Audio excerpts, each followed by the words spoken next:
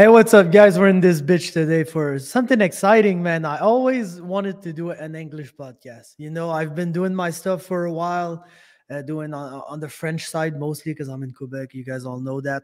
But I always add some friends outside of Quebec, some friends everywhere in Canada, and I always wanted to have an English podcast where we could talk about some news, talk about some Canadian MMA stuff, especially, and I've got Josh right here, Josh Saunders, who is that way if you're looking at the stream, but that way if I'm looking at my shit. But either way, Josh, man, I'm gonna let you present yourself and everything. But when I found you out was because of your Canadian MMA page, of course.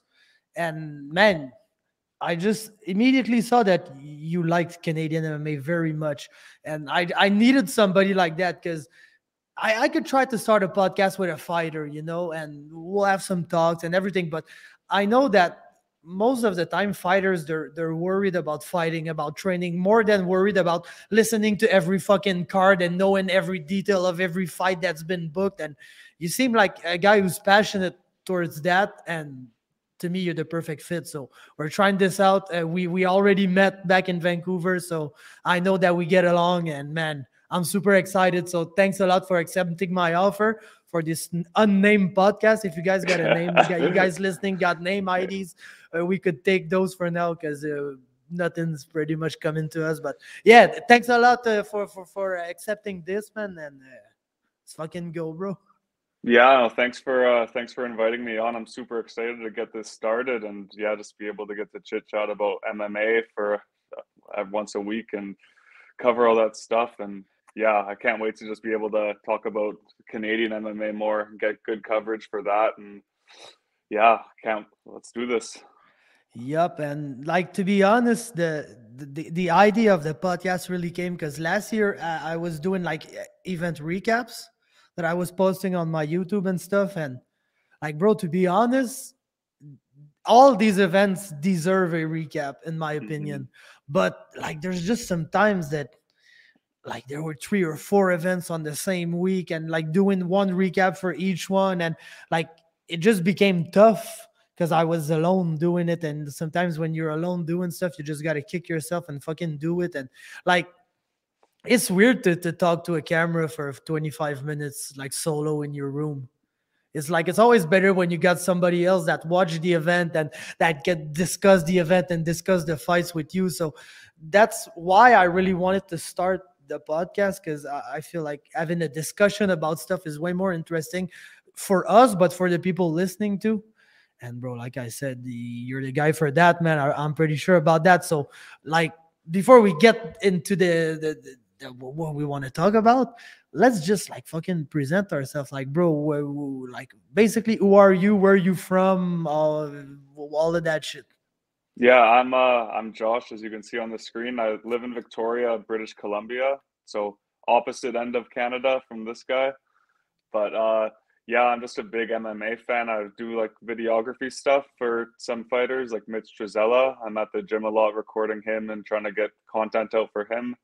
And yeah, I've got the Canadian MMA Instagram page that people might have seen. It's just make fighters edits for fighters, and little videos, and try to get some more exposure to people. That was the whole point of making it, was just saw all these amazing fighters in Canada, but just like people don't know about them, and they're just fighting for smaller shows and stuff. And I just wanted to make it and try to highlight some of their best moments for people to see.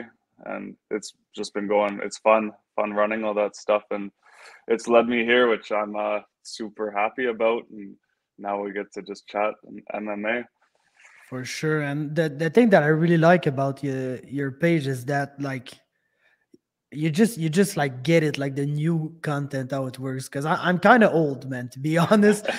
Kind of old, and I'm like more of a like long form guy. I like to speak about stuff and like take for hours and just take all kind of detours while I'm talking. And like, that's the type of content that I love and that I consume. But I know that today, most people, it's like TikToks, it's reels, it's like short videos where you just like dang, dang, dang, you get the info in a minute, 30 seconds. And it's just the way that content is consumed like nowadays. And that's really what you do when you like your little fighter edits, or when you helped me for the end of the year list. That these videos like were very popular on the page, to be honest. And I feel like that's just, man, the way that people consume content nowadays. So I really feel, and like that your page is doing pretty good too. It's not that old, but like it's getting plenty likes, plenty new follows and stuff. So it's really cool to see it popping up like that.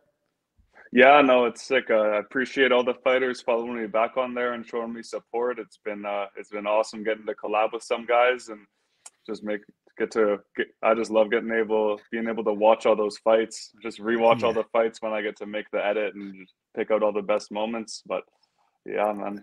Now you're getting dragged onto the other side because of me, though. Because now you're the guy doing edits, and they're, oh, I like this guy, and but now you're gonna be out there, and at a point you're just gonna give out an opinion that somebody does not like, and he's not gonna like you anymore because of that. But that's the way it works, man. That's why, like, way back when I first started the page, I wanted to do those Ultimate Fighter Canada videos and like sort of make those up. And I reached out to you to make the list because I didn't want to be the guy leaving people off the list. I didn't want to have the backlash for that, even though it's just a little thing.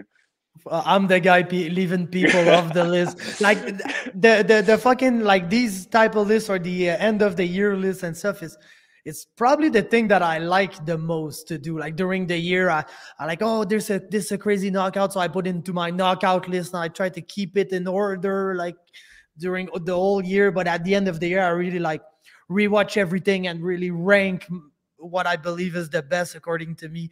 And it's just on every video, there's just one person that's not happy. Oh, you forgot that guy, or you didn't put that guy, and like, I don't want to just say, no, I didn't forget him, he's just not good enough to make the list. But most of the time, it's pretty much that, man. It's like, I don't forget shit. I watch everything.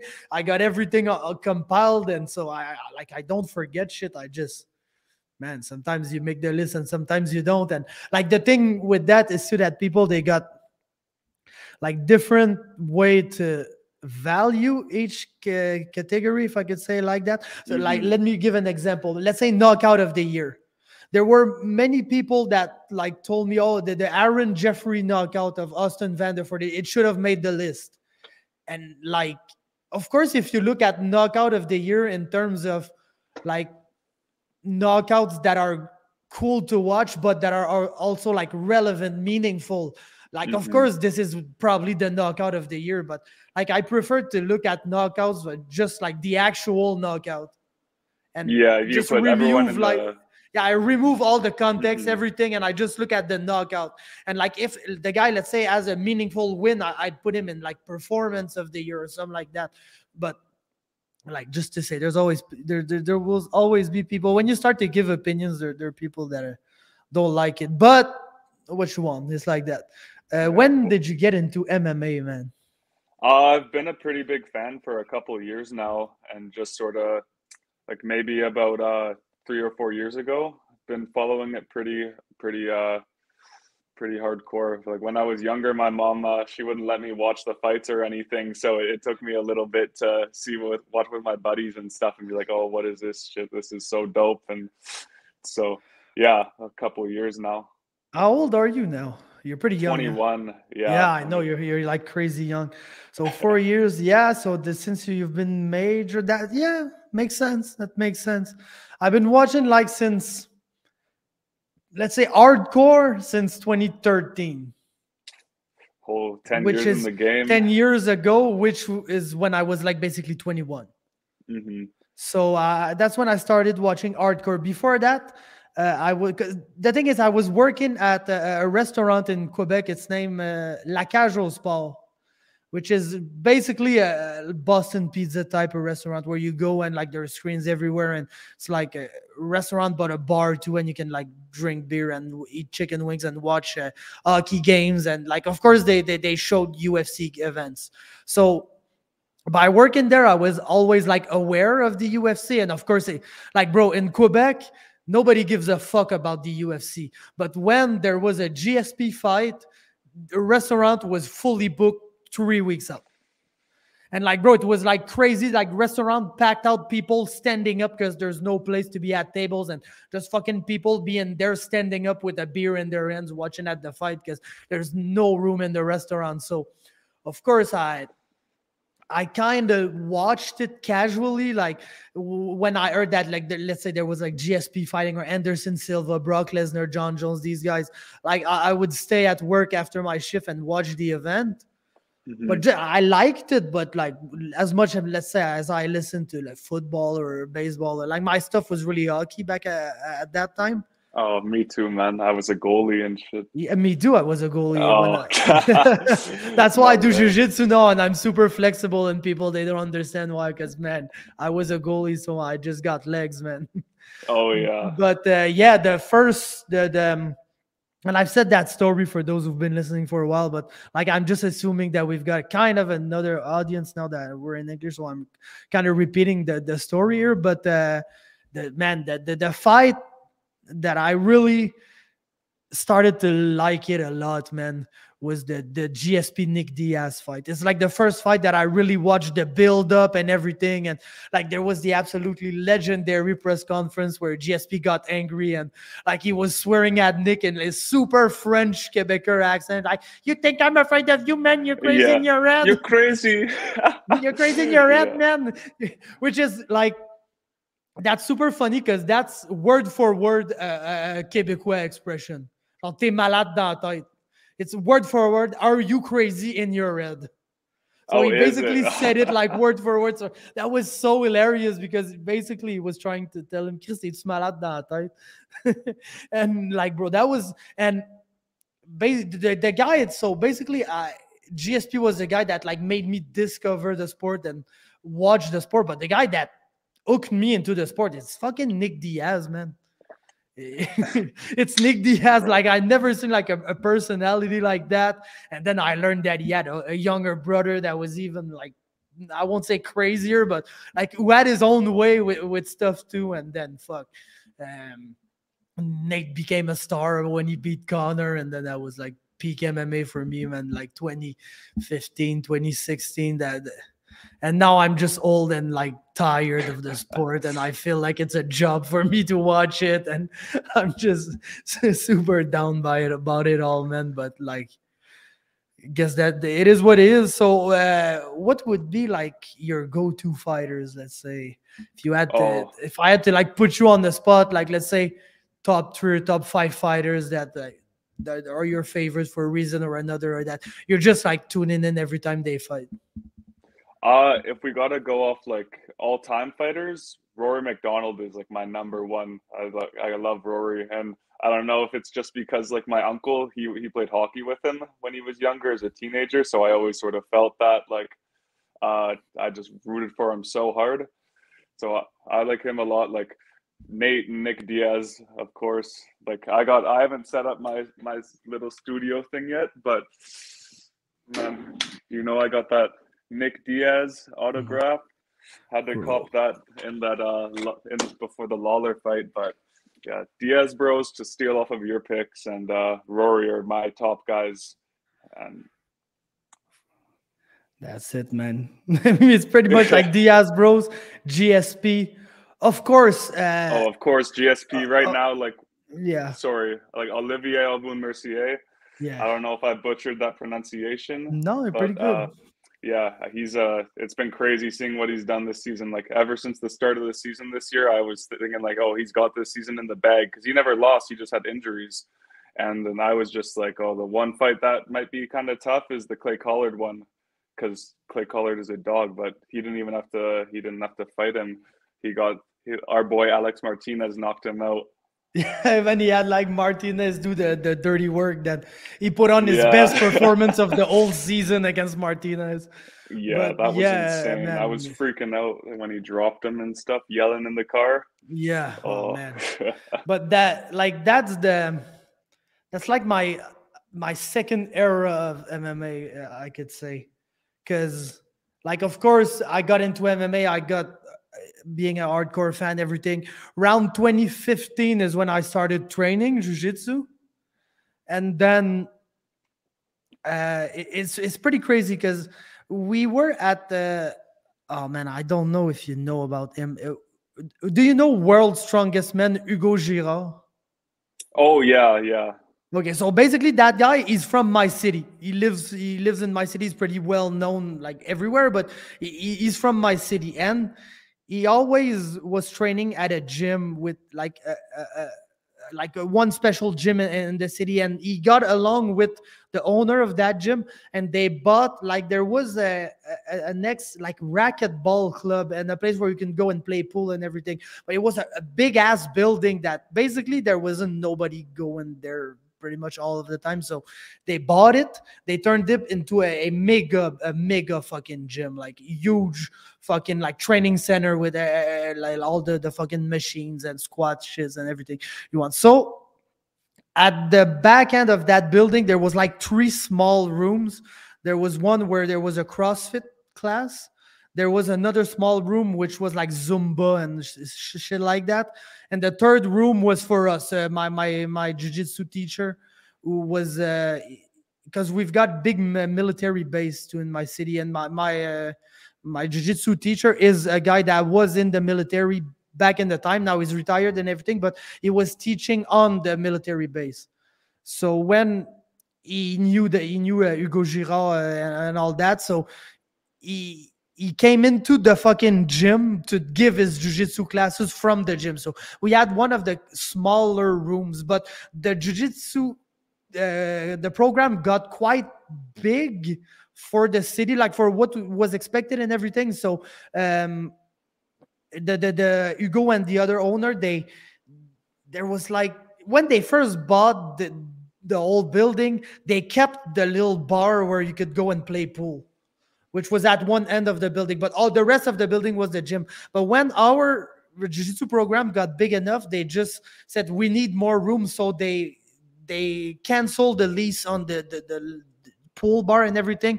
They put everything down and they built like one big ass MMA room, and they bought the cage from Steve Bussey. So we had the cage and like super cool training room, and we moved into that room, of course. But to promote the room, Hugo and the owner, they tried to get pro fighters to come and do trainings at the gym. And what ended up happening is that Hugo Girard is good friends with Patrick Côté, who used to fight in the UFC and now is like the French commentator for the RDS, which is basically French TSN. But he was still fighting in the UFC, and Steve Bussey was in the UFC too at that moment. And Steve Bussey is also like is basically his cage that we got. So he's from the city too. So these guys, they brought like hella pro fighters that were like regional fighters that I did not know back in the day, but there were like 10 to 12 of them every Saturday, and they were doing sparrings. So basically the sparring took place just after our open mats. So I always went to the open mats on Saturday. I rolled with some of my friends, and then I stayed and watched the sparring and everything. And that way I became friend with Adam Deichke, who is a heavyweight who fought for TKO, who fought Ciryl Gane in his last fight. Mm-hmm. And we started a podcast and everything because I had just like, I had a Facebook group where I did previews and recaps of event, but I did it like in written form. And then I met Adam, so I said, oh, maybe I'm just like cancel the group and start a page, since when you got a Facebook page back in the day was kind of the thing to do. And when you got a page, people could like your shit, and then their friends would see that they liked it, and then you had a bigger reach. So I started the page shortly after I started the podcast with Adam. But like all these guys that were there, they became my friend, basically. So there was like Joe Vallée, Strania Gavrilovic, Julien Leblanc, Marc-André Barriot, Yann Pellerin, Alex Beaulé, fucking Mick Dufal, but Mick Dufal already trained at our gym with us. And he was small. They were all kind of big guys, like 85 and up. But like they became my friends, basically. So that's when I kind of had the plug to go to the TKO shows. Then Stéphane Patry asked me if I wanted to cover TKO. And so that my covering MMA side of stuff kind of all started from there. And as I was saying, that's kind of my second era of MMA because I started as a fan. And then, like, let's say 3 or 4 years later, I was kind of involved in the sport and I knew the local fighters. And then it just became a time where those fighters, they moved on to the UFC. So now it's really tough for me to say that my favorite fighter is not Ciryl Gane because I just know him so well. And like, I've seen it, bro. I seen his first pro fight. I know this guy since he was fighting amateur. Like, we were friends before he went to the UFC. So now, of course, when he's fighting, bro, it's just different, man. It's like the emotions and everything. I just get like it's weird because if you're on Twitter and everything, you see that people, they really get invested into fighters, and like it's almost like if their day depends on that fighter winning or losing in his next fight. And I really don't get that usually because, like, yes, Nick Diaz, they're my favorite fighters, like Derek Lewis, guys like that. But bro, if Derek Lewis loses his fight, I won't have a bad day, man. I don't know the guy. I'm just happy I get to see him fight 3 or 4 times a year, and like that's it for me. I don't get invested into these guys winning or losing. But like, bro, when Jordan is fighting, when Barrio is fighting, Oli Aubin, like Oli had his podcast, I went on his podcast and everything. So bro, it's so different for me to see these guys in action, man. It's fucking crazy, bro. Like nerve-wracking and everything. And you'll get that soon because Mitch, these guys are pretty good. So if he's able to get to another step, man, you like, bro, fucking a guy you know for a while, and he's like on your TV fighting in the UFC and everything. It's pretty crazy feeling, man. Yeah, bro. When he gets there, I don't know what I'm gonna do, but I'm gonna be going crazy because even just at his last fight, I was there at BFL, and it was like I was like one of my legs was shaking nonstop when he was walking out, and I was just so hyped up, but also just like I don't know. It's just that was my first time like watching someone that I knew personally and was like friends with go and fight. And it's definitely a different experience watching that than just watching someone from the UFC that you're seeing for maybe the second or third time but don't know them at all.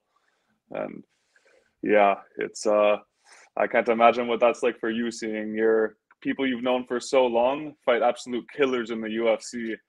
Like Shane Burgos and bros. It's just insane, man. But like in the end, that's why they've been like putting in all that work and everything. So I'm happy for them but for the time that it happens, it's such a nerve-wracking experience.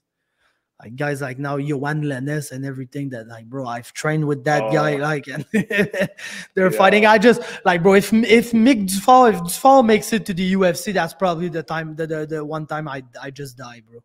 Oh yeah, man. Because this guy is like, I know him since before training. Like he's basically, I know his whole family for 10 plus years. It's like, man, if Dufal gets to the UFC, and you know that it's always crazy when he fights too. He's not like the type of guy, like he's either gonna submit you in the first round or get into the craziest war ever that you're like, bro, would you stop doing that, please? It's not good for you, man.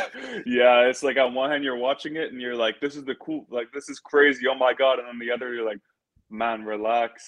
Don't stop getting hit stop eating head kicks. Yeah, flush head kicks from Cal Prepelec like it's nothing. It's like he's eating him, bang. Yeah, he's crazy, man. Watching his fights is like it's a different type of experience. Watching the Dufour fight. And yeah, he could easily, like, I feel if he had a few decisions, because almost doesn't he have like almost all his losses are split decisions? Yeah, he's only lost by decisions, and I think it's like 3 split decisions, and the first one was unanimous, but was kind of close and was to Cal Nelson too, which is important. He's a game opponent. Yeah, that's not a normal, like, he's in the UFC. And the thing with Faber is that, man, the guy basically spent his whole amateur career and his 2 or 3 first pro fights just, I don't want to say not knowing what he was doing, but like fighting on instincts, basically. Yeah, like you can still see it. He fought Cal Nelson on instincts and almost won. Yeah, that's fucking... Yeah, because Nelson's been a killer for a long time, knocking out like Kama Worthy on the regional scene. Yeah. He's got some... Yeah, and Dufour could easily be in the UFC if like those decisions went his way and it's just one more judge that had to give it to him. and then his record would just be a lot cleaner. And that's what UFC always is trying to. Oh shit! Always trying to market someone with a big record. Yeah, no, of course. And bro, I just hope the thing with Fall that bugs me is that he's just been doing it for so long already, man. And like you tend to see the guys like Rory, like Jordan Me, and that fortunately, man, they just started so young that they get old very fast. Like early 30s, mid 30s, it's like they're done basically.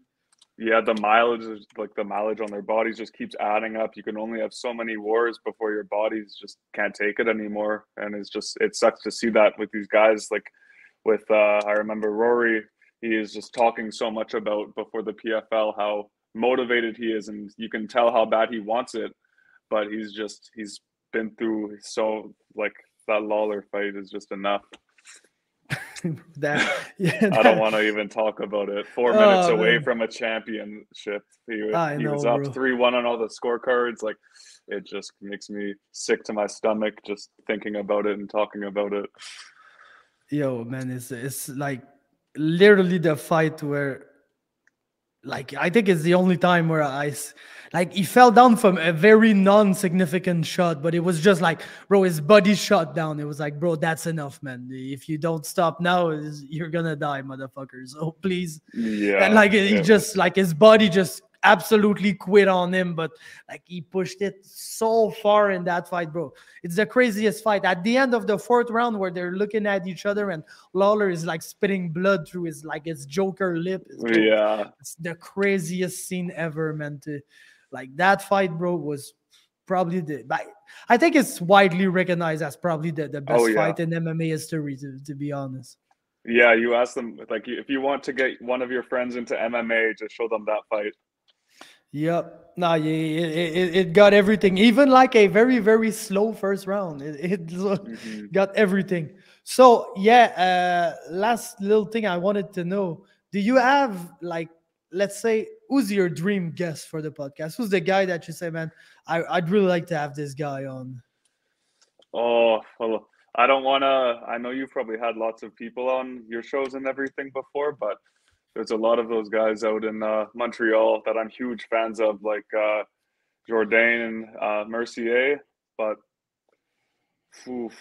dream, if we could get Rory on, that'd be crazy. But he doesn't do a lot of media stuff. I'd really.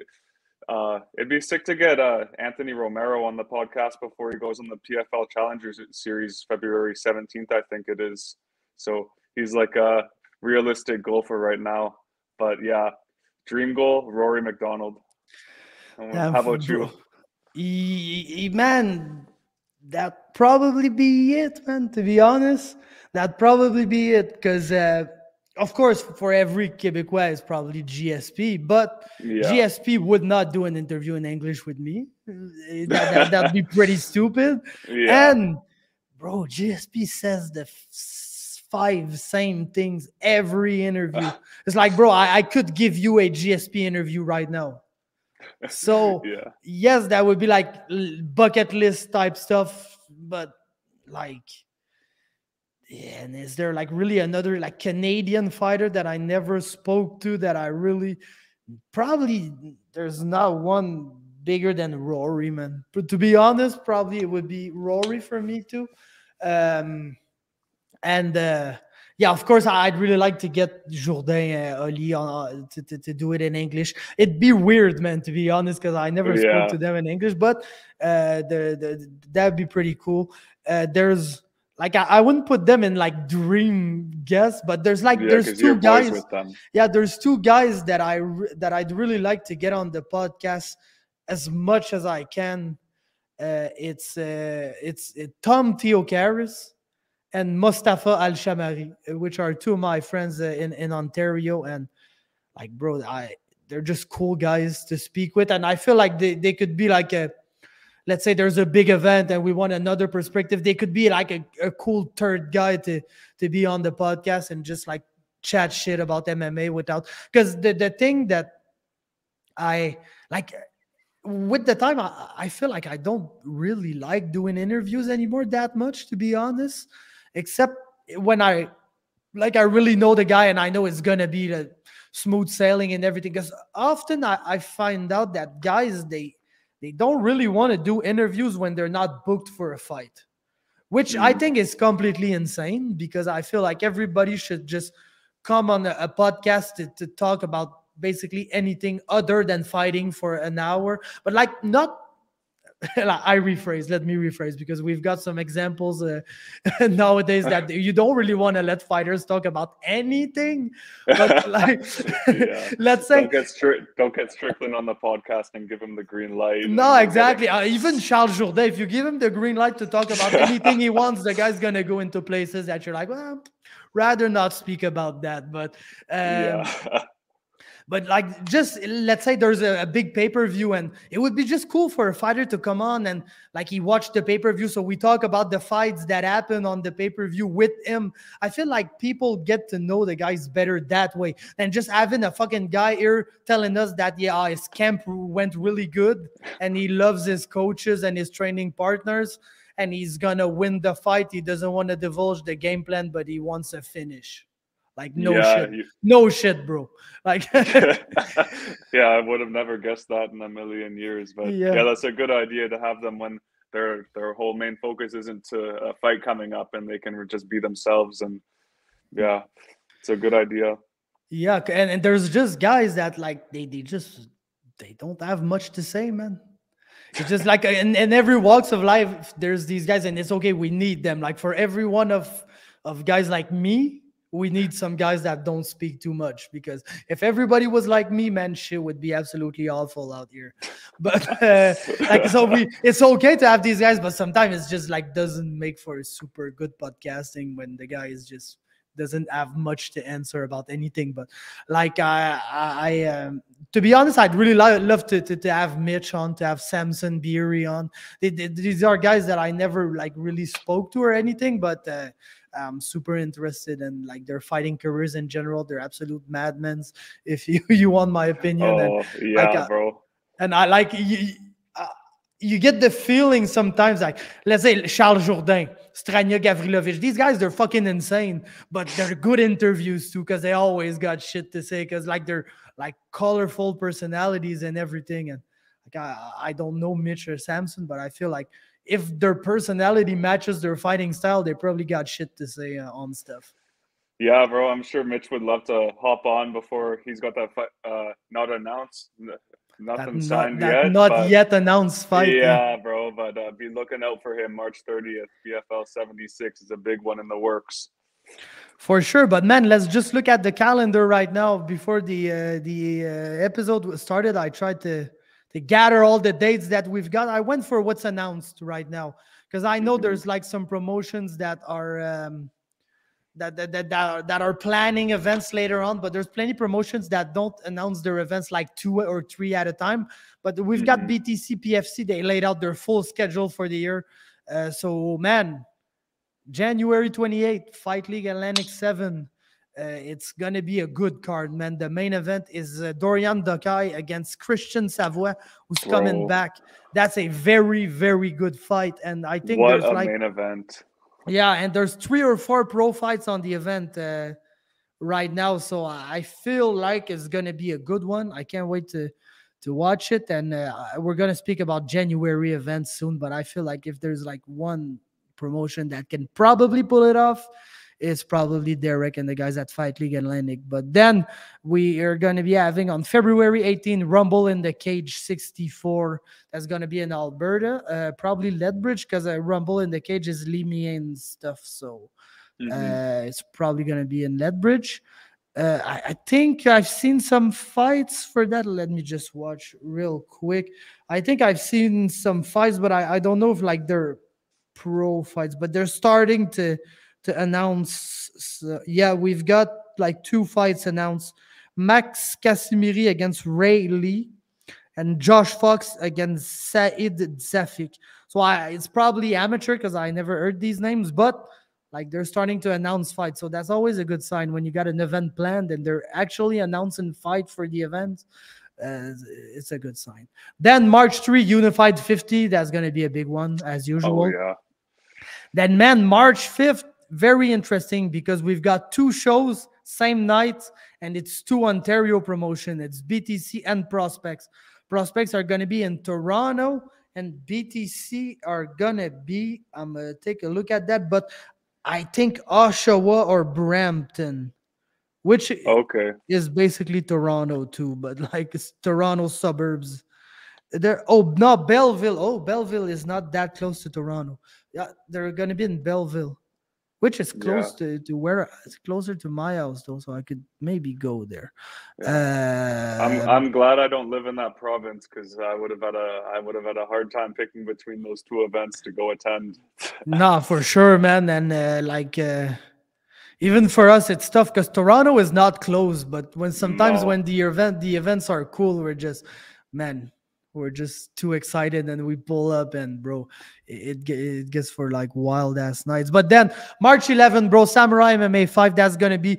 I'm kind of willing to put my money on like the biggest event of the first quarter of the year, because man, Alex Morgan's going to be in action. Michael Dufault's going to be in action. Robert Serrais is going to be in action. Jesse Ronson's going to be in action, probably against Robert Serrais for the title. We're going to have Shit. Tommy Morrison. We're going to have Jonathan Ramsey. And, bro, let's just speak on it right now. Then we'll come back to the schedule. But we were set to have an event next week, which was the fight night card, which looked very, very, very good on paper. And unfortunately, it got postponed to April 8th. Listen, to be quite honest, I don't want to say that it's not going to happen, because there might be a fight night event on April 8th, but like the card as we know it is probably not going to happen. Yeah. Because like these guys, they're not waiting to April to fight, man. Yeah, and especially with that huge list of other promotions putting on shows right before, like guys are gonna just want to hop right back in the training camp and pick up where they left off, and not have a 4-month training camp happen. So no, yeah. exactly. And like, bro, the situation, like, it's weird. It's very Canadian MMA, to be honest, with what's going on with this situation. Like the promotion, I'm gonna read what they said. I'm gonna read their statement, then we'll speak on it. But they said the Fight Night 17 has been postponed and not canceled. It has been postponed until April 8th. Reasons are simply the fact that there were only 4 confirmed bouts on the event. We had fighters suspended, inadequate medicals, and injuries that made it difficult to go ahead with the event. Every effort was made to make the event happen and to find replacement fighters. However, with commission's deadline not being adhered to, we were left with only 4 confirmed fights. We could not go on live TV with 4 bouts, so the decision was made to postpone. We sincerely apologize to the fighters that were training and got their documents in on time and worked with us. We also want to thank the fighters that did what they could to rectify their situation. So, like, of course, and like, I'm not calling bullshit on the promotion. I'm not doing that. But of course, that's what they're going to say. Like, they're not going to say, bro, we weren't selling tickets, so we're postponing the event, or that crazy ass shit happened, or we're not doing the event. Like, there's some backstage stuff going on with that we're just probably never going to know about. But like, the only thing that I have to say is that when you post something like that 1 week out of the event, people are going to be mad.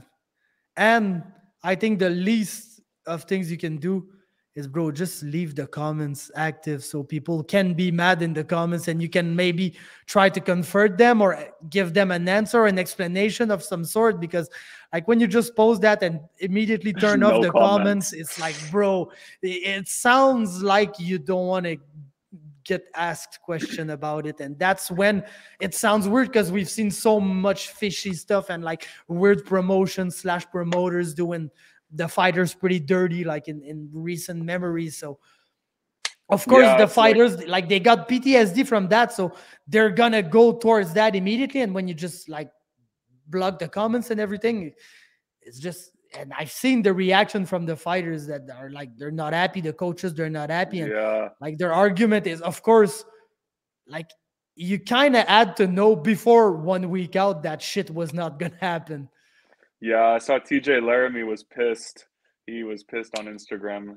That's the one reaction I saw, but I don't blame him, man. Putting in all that work, like especially over the holidays too, and just having to stay disciplined during Christmas, then and it was going to be a big fight for him, especially. There was going to be a big fight for a lot of people, like Kyle Prepolek. I think he was gonna do Cameron Van Camp dirty in that fight, just by the way that Van Camp was fighting in the UFC. I thought that was a perfect matchup for Prepolek to shine. And Laramie, both Laramie brothers, those were great fights. Like really good for. I saw Tony's. His fell out like about a few days before, like a week before the announcement too, which was disappointing. But hey, now we don't have any.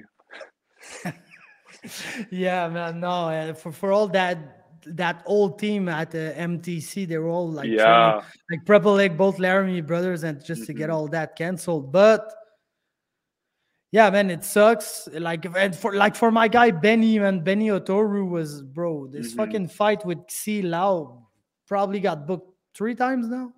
4 times, I don't know, and been canceled each and every time. Since he fought Tommy Morrison, he's been booked for like 3 or 4 fights and never ended up happening in the end. So, like, it gotta suck for these guys. And like they said, you kind of had to know that shit was not gonna happen before 1 week out. So maybe you could have like the consideration to not cancel it 1 week out, but like, in another sense, I kind of get why you want to, like, bro, you want to push it back as late as you can, because what if the replacement fighters you're contacting, they can't take the fight, and then you end up with 6 or 7 fights, like that can, yes, maybe it's not the same level of like fights or anything, but like it could save the event. Basically, the event could still end up happening, but man, I guess I guess, man, I guess some other promotions are gonna benefit from that, man. That's all I can say right now, because I know that Cal Prepolek, he fought for Samurai. Coach knows the matchmakers here pretty well, so of course, as soon as it happened, I know that there were talks. Like we're looking for a 45er to fight Fred Dubras. We're looking for a 55er for Morgan. We're looking for plenty people that could fit the description of the Laramie brothers and Carl Prepolek. So that could maybe be added to this event, or the PFC event, or the BTC event, or like any event coming up in early March, or even April. Well, maybe not April 8th, because I don't know if these guys are going to want to fight for fight night. But yeah, man. Yeah, I wouldn't be surprised. All those guys are just going to go to a different promotion for those probably March cards that we're seeing on the screen right now. Like, I wouldn't be surprised if Shane goes back to Unified for that big event for 50. Yep. And I've been seeing, feel like one way or another, we're going to be seeing Tony Laramie and Tommy Morrison at some point. I remember when Tommy fought, is it Diego Silva?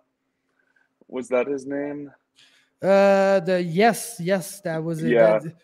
Very Brazilian name for a Mexican fighter, but that was his name indeed.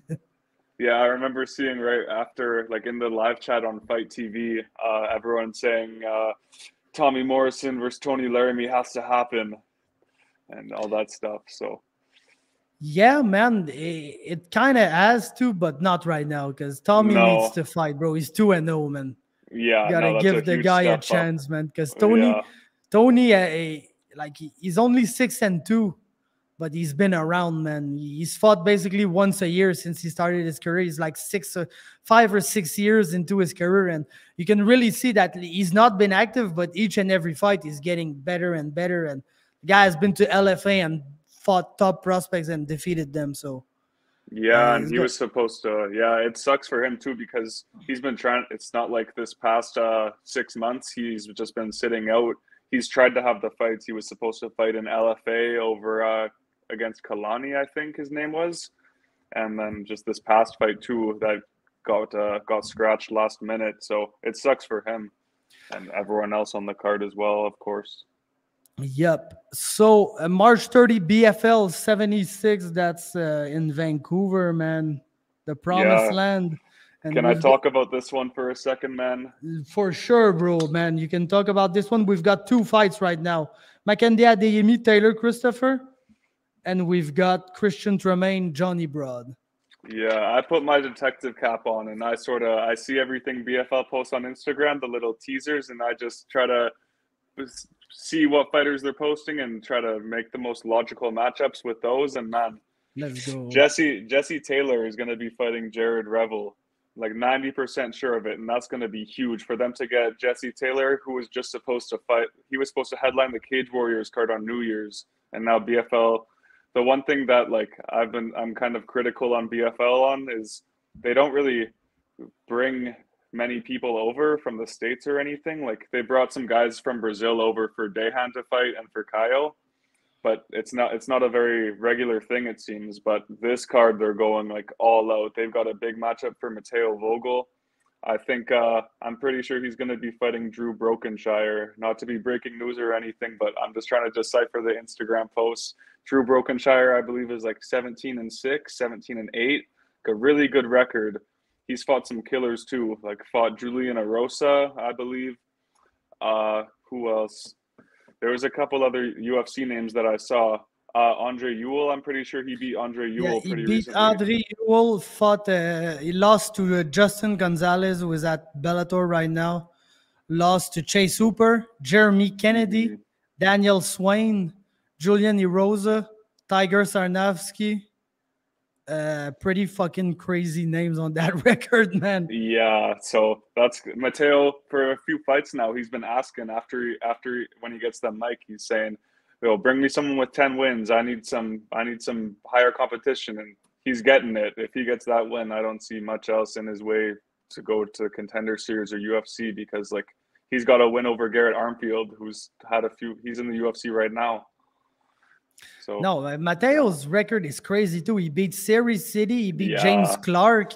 He's got 2 losses, but one of his losses was by DQ to Xavier Laoui, like an up kick, and like he wasn't really winning the fight up to the point where he got DQ'd. But bro, Matteo Vogel can lose 2 rounds and a half and just win. Like we know how the guy is, so yeah, bro, you can never count him out in any fight. And like I'm just happy that he gets that step up, and I'm happy to see BFL doing that, because like I'm gonna give all the credit to Unified for that, man. Yeah, bro. They're bringing in the guys, and like they don't care. They're gonna bring in guys from Elevation Fight Team who are gonna come in and beat the Canadian guys like there ain't shit, and like they're really bringing on the top level of position for the Canadian fighters, and man, that has to be it, because not everybody's gonna make it to the UFC. That's the sad truth. And bro, Barrio, you can say whatever you want about Barrio, but the guy beat Brandon Kornberger, who was a monster back in the day, who was training at the Pinnacle with Tristan Connolly and like all the guys back there. And he then fought Adam Hunter, was under contract with the UFC, like 8-1, 7-1, something like that. So you need to fight the killers, the top guys, and beat them in order to get recognized by the UFC. Because you can build a big-ass record and fight nobody for a long-ass time before the UFC even looks at you if you're not fighting nobody. So the fact that BFL are looking to bring in these guys and to kind of, like, I feel like, of course, they're doing that to match Unified. Because if there's one other promotion that could have the claim of best promotion in Canada right now, because of like their experience, the fact that like they're going to be putting on the, just let me watch again, their 76th event, bro. That's pretty fucking crazy. So they're like the only other promotion that has the claim to say we're the best one in Canada. But the fact that Unified has been bringing on all that talent from everywhere, they kind of took the #1 spot, and now BFL, they're kind of left behind, but they're fighting back, and that's what you want to see. BFL fighting back, Samurai rising like crazy, Prospect and BTC and all these promotions. Like we need them to do good. We need all these promotions to do good. We need each and every one of them, because like, bro, these fighters need to fight, man. Yeah, it's like I'm so excited just looking at that schedule. Like March, we're gonna be some busy men on here breaking down Yeah, all those fights it's because gonna be absolutely oh, insane because we're doing live streams for pay-per-views. So basically, we're gonna do live stream on March 5th, if I believe, for the fucking Jones and Ngannou. We're gonna speak on that in a few minutes. Then there's gonna be Samurai on March 11th. Then there's gonna be the other UK pay-per-view with the trilogy and the Gaethje oh, fight. So it's gonna be a crazy, crazy month. The month of March, and then we're gonna roll on to April. Like I said, fight night on April 17th. We've got, like, for these cards, I want to put, not that, yeah, that one too, because the first prospect one is on March 5th. So yeah, I want to kind of put an asterisk on these events because they've been announced in advance. And I feel like this is a way to announce your full schedule at the beginning of the year is the perfect way to not be able to respect the schedule that you've announced, because it's MMA and shit always goes down, and some of these fights are going to fall through. Some of the dates are not going to fit anymore. So for the rest of the year after April, I'm putting an asterisk on all that. But in theory, April 23, we've got PFC 16. We've got spring. The date is not announced yet, but for Avok FC, Absolute MMA, the third card, which is the Champions Creed promotion. It's going to be on May 27th. Then June 11th, we've got BTC. July, we've got PFC. August, BTC. October, PFC. November, BTC. December, PFC. So basically, if the schedule is respected from June to December, basically every month there's going to be an event in Ontario. And that's not counting Unified, who are absolutely going back to Ontario later this year. oh man, Unified is going hard. That last quarter, last like 4 or 5 months of 2022, they really they ramped it up. I think maybe when they got Sunny signed, because like the people that they're bringing in and just like the quality of the events, the quality of their production and the build up and everything is just like top notch. Makes me view them as the top MMA promotion in Canada right now, clearly. So I can't yeah, it's gonna be I hope they bring out some big guns to celebrate Unified 50, because that's a big milestone to hit for 50 events. Yes, and I think it's gonna be Edmonton, which is kind of the home base. Mm-hmm. So yeah, it's probably gonna be a big one. We can probably expect to see all the guys that we see, but in some good matchups. I hope they take the Strania Marius fight. Oh man, I was like, that one was gonna be crazy. Jeez. Yeah, I'm Yep. super. I just all those fights that we were supposed to have in 6 days from now. I couldn't. It seemed too good to be true when I saw all those big names in Canadian MMA all on one card. Like that is like, I don't know. It was just so much talent all there and great fights. So I hope that one stays together for sure. Yeah, and like, bro, like I said earlier, Fight League Atlantic are probably gonna make me look like a fool for saying that, but usually events in January just like don't work. And it's a simple fact, bro. I'm working at an hotel right now. There's probably 2 rooms in the place tonight. We're on Sunday. So, bro, it's the end of after the holidays. It's January. It's dark outside. People are poor because they spent all their money for Christmas. They don't want to go out because they drank and ate like crazy fucks for like 2-3 weeks like straight. So they don't really want to go out and hang out with people that much. And like, we gotta acknowledge the fact that in order for these promotions to be able to make money, or I'd say break even on their events, they gotta charge like $80 to $100 for people to attend, which is like, let's say you're a couple, you go there, you go to the restaurant before, like it's a whole night where you spend like $300-400 for the 2 tickets and everything. So people don't really have $400 to spare usually in January, and that usually stretches into February, because February is just the darkest, coldest, saddest month of the year. And then March, everything starts to like a weather gets. I know you fuckers are in BC and you just don't really have winter that much. So, No. but man, like we're the second luckiest in the end, because we're like, I don't want to get into geography, although I really like geography, but like the way that Canada is made towards the Great Lake, we go kind of very far south, Yeah. which makes that like Montreal and Toronto and like all these major cities in Quebec and Ontario, they're further south than some big American cities like Minneapolis. I think we're further south than the whole state of North Dakota. Yeah, it's crazy looking at the geography over there, because you guys are like more in the States than like Chicago in some places. I don't know about where you are, but like bro, Windsor, Ontario is south of Detroit.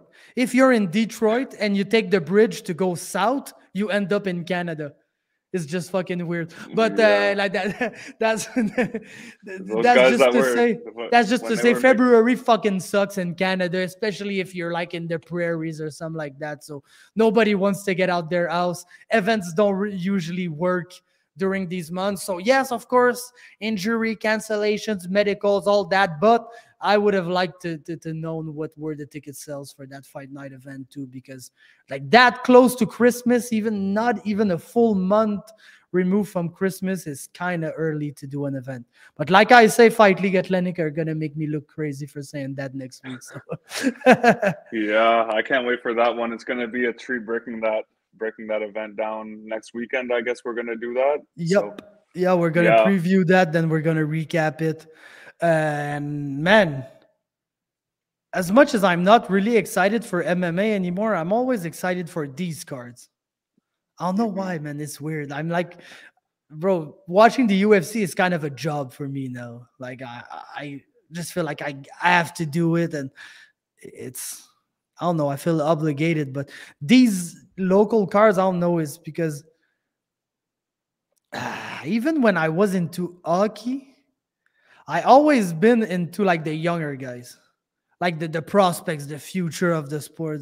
That's, I think, the thing that fascinates me the most in sports, like how young guys come into, like, let's say an organization or a league, and they develop into superstars, or some of them just come in and they're already superstars because they're just that natural. But it always been like the aspect of sports that intrigued me the most. So I think that may be why I like these local. Like, I'm more exciting for these local events than an actual UFC event, is because like we don't really know what's gonna happen with Dorian Dakai's career right now.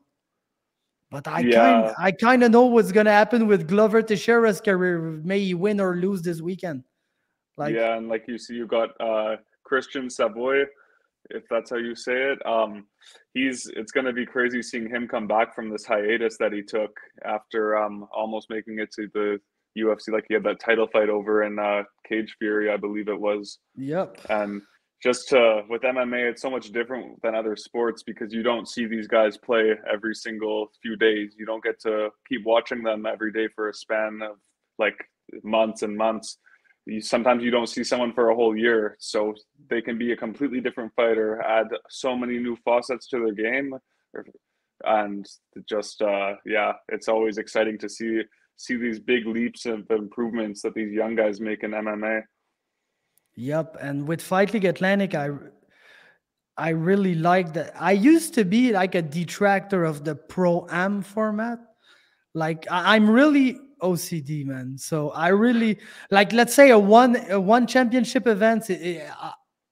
That must drive you crazy. I find it tough, man. It's like, I like my jiu-jitsu to be with other jiu-jitsu and my Muay Thai to be with other Muay Thai, and bro, it's just all over the place with their stuff. But like, even that, I was like, hey, if I want to watch amateur MMA, I'm gonna fucking watch amateur MMA. If I turn into a pro MMA event, it's because I want to see pro fighters.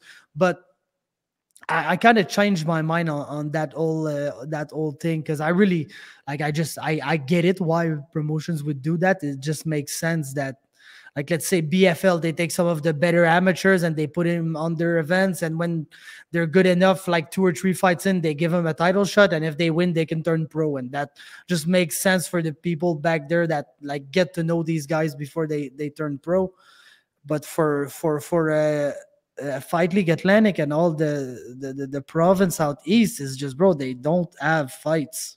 It's just they don't have fights. Nobody's putting on amateur fights. Nobody's putting on pro fights. Nobody's putting on shit. So Derek is the only guy there. So of course he's gonna have amateur fights. But the way that he was able to build these fighters, and just now we're starting to see these fighters turn pro and have their first pro fight. So, and it's cool to see a guy turn pro and you already know the guy, man. It's like you don't have to. I don't want to say research or anything, because basically it's tough to research unknown amateur fighters in Eastern Canada. But fucking like you've already seen the guy fight. You kind of attached to his fighting style and everything, and it's easier for you to get into his career if you already seen him compete a couple of times. So yeah, I'm really looking towards that. I'll know if you had some wishes for MMA, for Canadian MMA this year. Like some things that you want to see happen, some like storylines that you want to see develop, some tendencies, anything. Because like number one, let's go ahead. Let's go. Number one thing, my biggest wish for Navid Zengai and Dario Sinagoga to finally fight. I'm just kidding. That fight is cursed. I don't think that fight is ever happening. It's been scheduled and ripped off the card 3 times now, I think. I think they should. My wish is for them to both part ways with that matchup so we can see them in the cage and fight and not having these cancellations. But yeah, I think I really want to see Achilles Estremadura back in there. We haven't seen him since the Contender Series where he had that fight against Mahashate. And you see how like Mahashate flatlined that guy in the first round in his debut. So I'm excited to see Achilles back. I really hope that we get to see him this year. And yeah, the only sort of stuff for wishes I could think of were just like potential fights that I want to see this year. But I think another cool one would be I saw Teshay Guthro. He's calling for that unified belt. And Noah Ali's got that. So I think that would be a really good matchup to see that, because Teshay's what, 7-1 7-1 now. Yeah. That's very worthy of a title shot over at Unified, and that would be a great fight. Yeah, for sure. My biggest wish is, and I'm gonna do this top 10 list. I'm even gonna send it to you so that you can do the edit and maybe do a little reel on it. But I need to record. I need to record it before.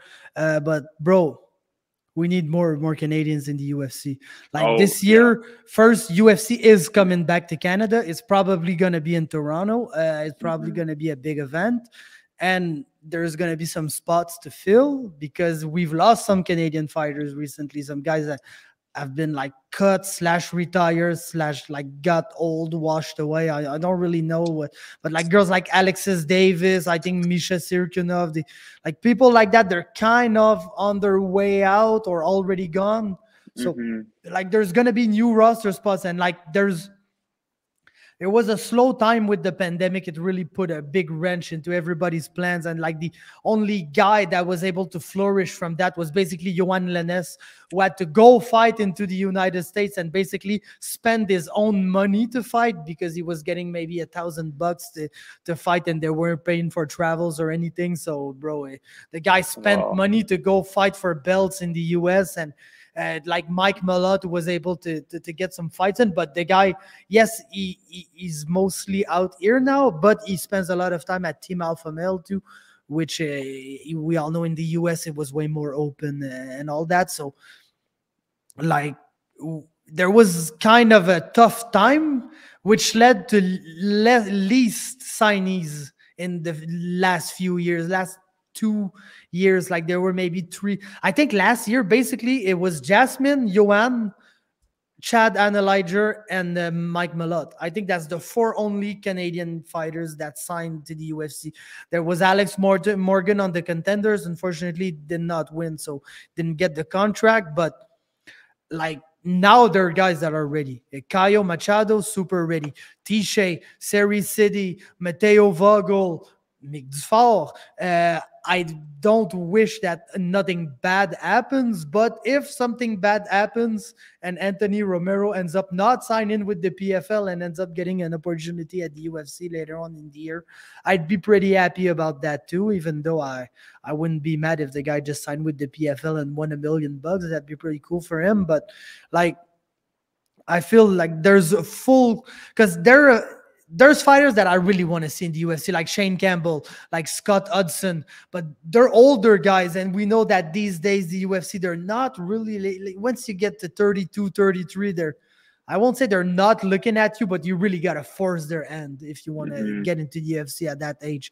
So, but right now we've got a crops of like, bro, the Mateo and Ciryl, that's fucking 26, 27-year-olds, 28.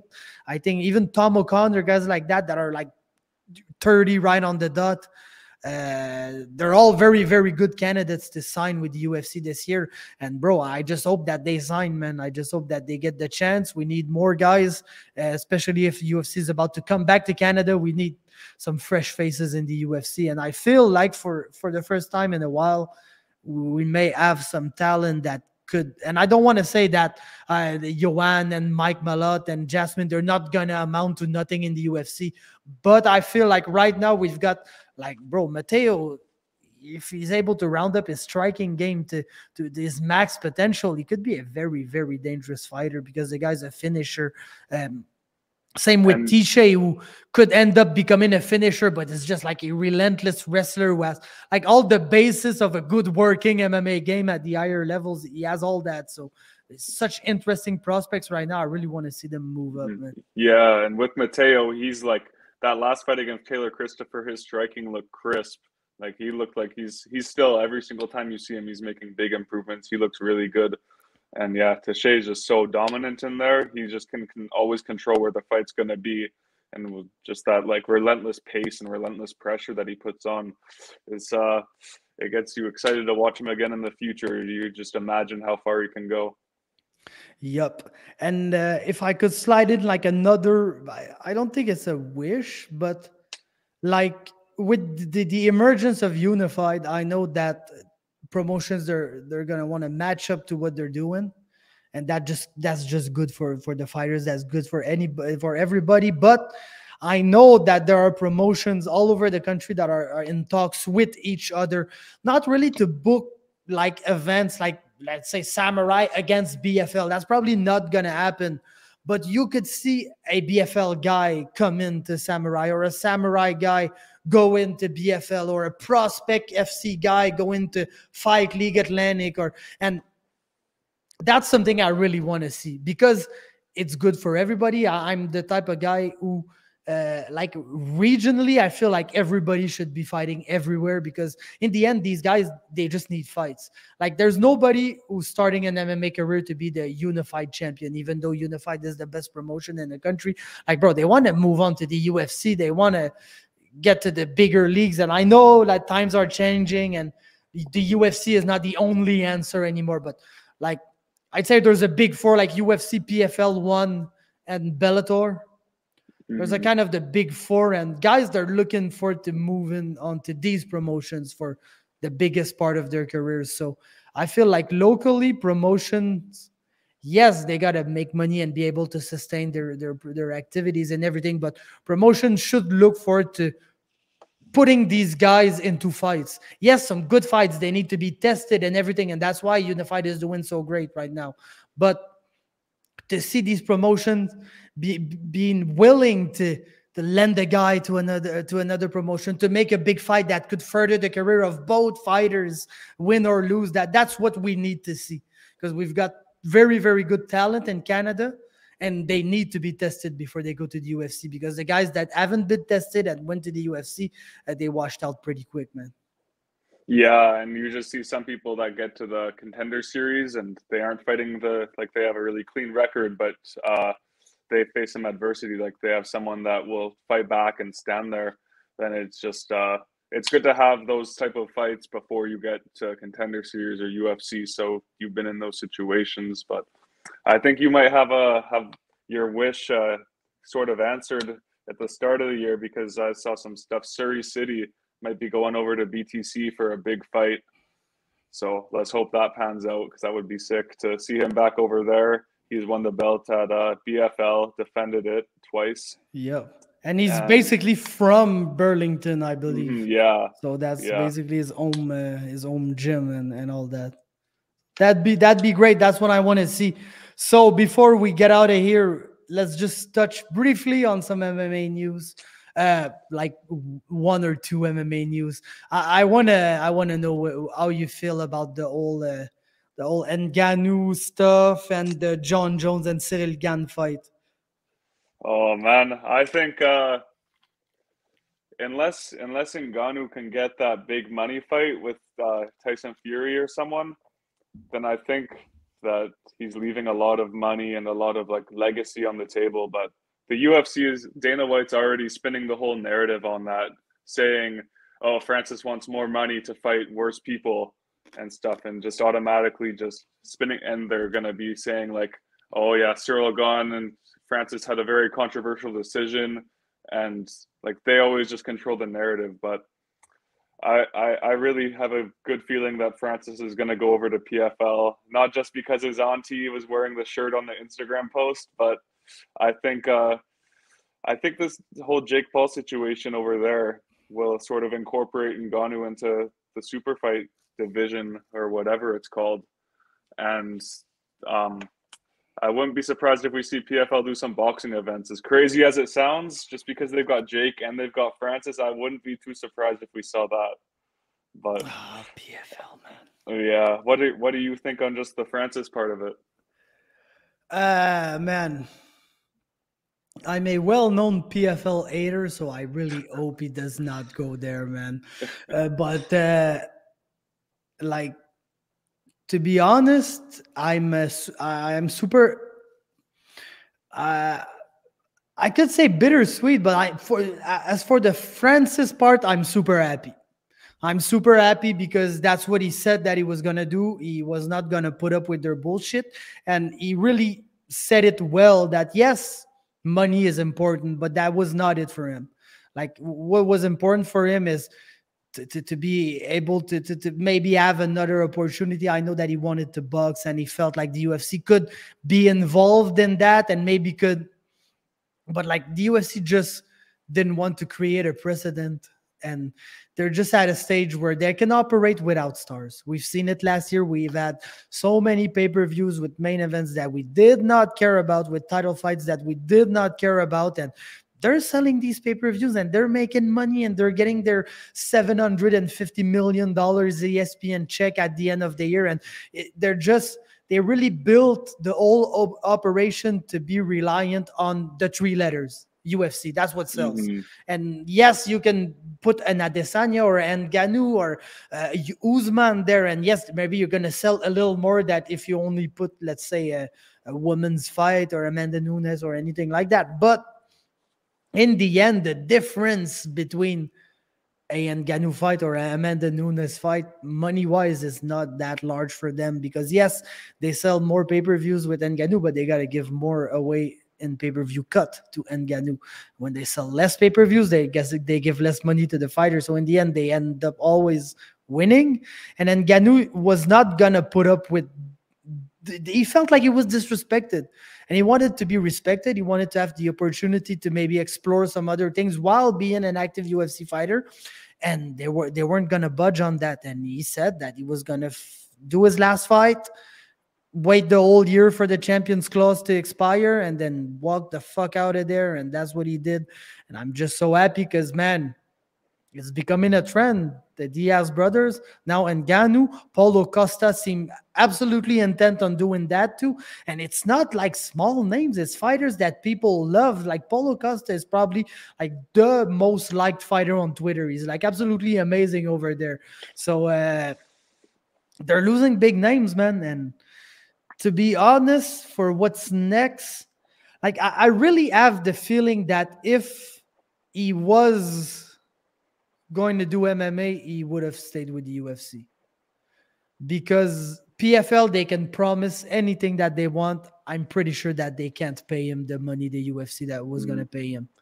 because he would have made a lot of money with the UFC. I think that because that's so UFC, like they absolutely have no values, no morals except for cash. So if you're not happy, they just try to give you a little more cash for you to shut up and take their slave deal. And Francis didn't want to take the slave deal. So he told them to fuck off. And I think he's going to box Fury, Wilder, a guy that we don't know. He's going to get millions for that. Probably going to get his ass kicked. But like, man, it's just the UFC is so tough on fighters, and I don't want to get into that because it's fucking like, bro, how are these motherfuckers? And I'm talking about Ciryl Gane especially here, out there just fucking defending the UFC all the time. Like, bro, they're not paying you. You're being exploited. You're being treated as an employee, but you're not legally an employee, because if you were legally an employee, then you have rights that they don't want to give you. So you're an independent contractor, but you're being forced to wear uniforms and to do fucking stuff that, bro, it's just insane. And these guys are out there like defending the UFC and defending fighter pay and defending all that. So, bro, if these motherfuckers don't want to help themselves, why would we want to help them? And I just feel like there's few guys that really understood that yes, money is important in life, but when you got a name, you got an established brand, you can go and make money elsewhere while being respected by the guys who you work with. So that's pretty much my feeling on the Francis stuff. Mm-hmm. Yeah. The UFC, it's such a powerful machine that it like gets these people so much attention, and it really helps them build the name. So it's smart for them when they're at the top of their peak and their popularity to go leave and get the same money and get treated well. And yeah, I agree with you. Yeah, and not have the fucking bald guy who is there saying that he just doesn't want to fight. He just doesn't want to fight for the money that you're giving him. Mm-hmm. Like, bro is a fighter. He's fighting in a cage for a living.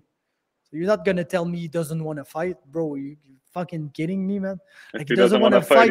Jon Jones, he fought Stipe twice. He fought Cain Velasquez. He fought everybody.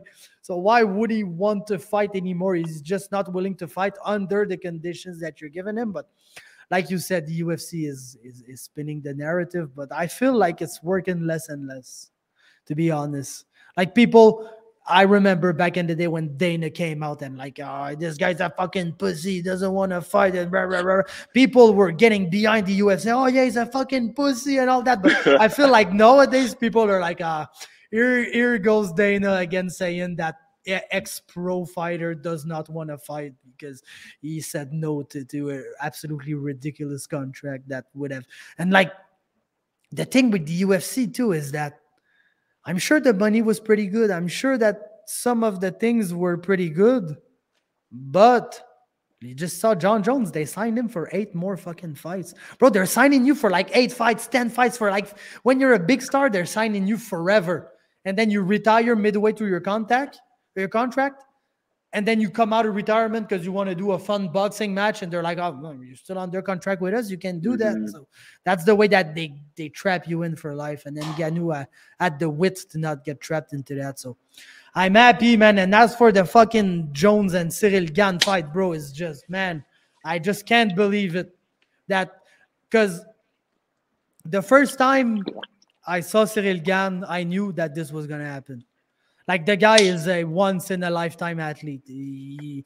Bro came in as an 0-0 fighter who had no experience in MMA whatsoever, and within his 2 first fights, just fucking destroyed Bobby Sullivan and Adam Deichka like they weren't shit.